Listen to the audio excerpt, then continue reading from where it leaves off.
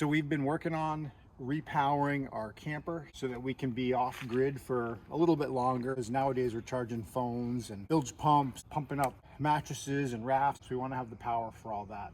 The first thing we did is we replaced our little battery box with this project box, which has a lock, which is kind of cool, and it pops open like that. We got two new 100-watt solar panels, 200 total watts, and it's not the prettiest job. It's all wired up to be able to deliver over 10 amps when the sun is out. That's enough for us to keep us going for a few extra days.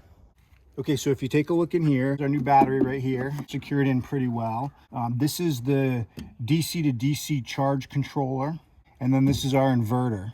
And back here we have battery selector switch. We primarily use to just turn power off to the camper. There are things in there that are on all the time, such as a carbon monoxide detector. When we're not using it and we have it in storage, we want to just keep it off. This way we know we're not losing anything. Our power lift on the front.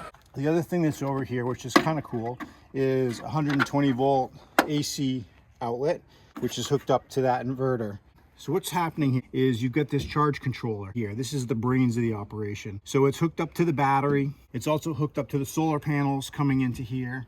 And it's also hooked up from the truck. It's kind of important. We had to add an extra line in here. This is tied off of the ignition circuit so that the charge controller can read the voltage that's put out while the truck is on and running. With that information, it makes a determination whether to charge the battery with alternator power or solar power, or both. The inverter hooked directly to the battery kind of bypasses everything, comes through these little ports in the back and goes right into that wiring. Power then goes into the existing power that exists for the camper. Everything's fuse protected throughout. So another cool thing is that we've got Bluetooth that's hooked up to our charge controller. I can get on my app and I can see what's happening. Battery voltage, how many amps and what our volts are coming in from the solar. I can see all the voltage on the battery. I can even see the voltage on the truck, how much of a charge is coming from each location at any given time. So I know everything's working really well.